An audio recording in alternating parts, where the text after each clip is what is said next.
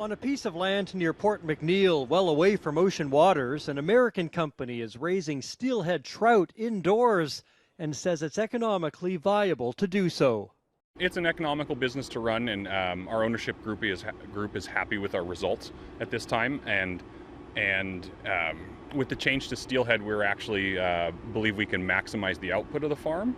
The Kuterra farm was originally opened in 2013 by the Numgis First Nation, raising Atlantic salmon. But the small size of the operation and trial and error nature of being the first land-based farm in North America made it hard to make any money. The Numgis have now been leasing the land to Whole Oceans based in Iowa since 2019.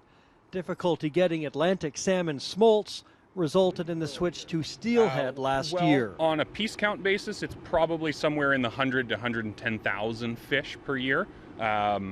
We're targeting roughly 300 metric ton of production, Which is far less than the tens of thousands of tons produced by open net farms, but there is high demand for Kuterra fish, and it's all sold in BC. It's a more costly venture, but it's doable and it's safer for the environment to have them on land, and we've proven that here. I absolutely believe it's the way of the future. They're in China, they're in Japan, they're all over Europe. I think there's even one in Saudi Arabia. It cost $10 million to build this small operation in 2013, half of which was paid for by taxpayers.